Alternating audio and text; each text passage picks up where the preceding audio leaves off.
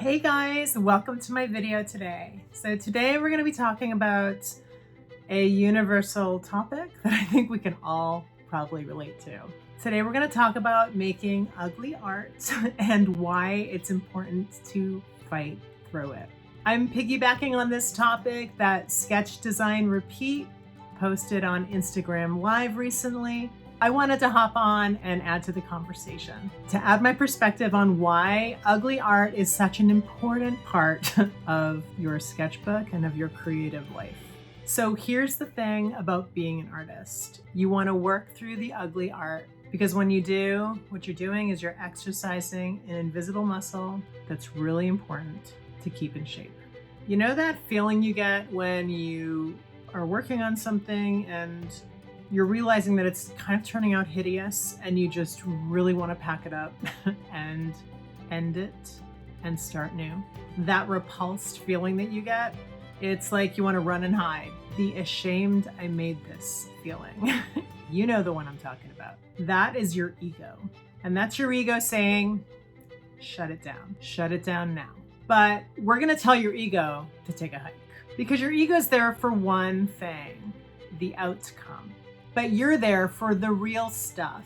You're there for the process. You're in just happy to be here mode. And that's exactly where you should be when you're in the creative zone. You're here for the experience, for the journey. Where's it going to take you today? What new discoveries are right around the corner if you keep working?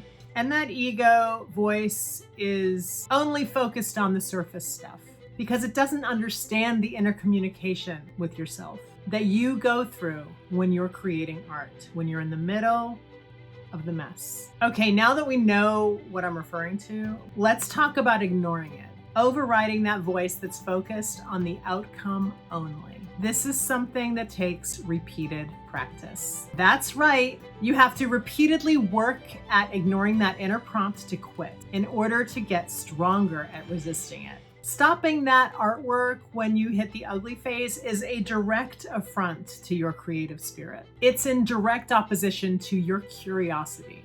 And that's where the gold is. The gold is in the curiosity and experimentation. That's where the uncharted territory of ideas pops up. That's where you want to be. You want to keep working in that zone. So the next time you want to quit a drawing, remember all of this, let it sink in, and fight to work through it. The worst that can happen is you'll end up with an ugly piece of art. And that's okay. Everybody makes ugly art sometimes. Everybody. But what'll probably end up happening is you'll have some great moments of inner insight and discovery about your own creative process, about how you communicate with yourself. And you might just end up loving what you've made. You might not, but you might. But regardless of where that piece of art ends up, it's not going to end up anywhere if you don't give it a chance to develop. And to give it a chance to develop, you need to give it breathing room. And to give it breathing room, you have to be okay with flirting with disaster sometimes. So give yourself a gift and give yourself the opportunity to continue to work on the piece. Because ultimately, when we break down the creative process, I see creating art as a series of little dilemmas that we create and then we solve. It's a series of actions and reactions. Are you for or against the last action or reaction? How are you going to respond? It's a whole bunch of that over and over and over again. So then when you look at it that way, it's kind of like if you give up on this drawing, then where are you running to? Because you can't run away from yourself.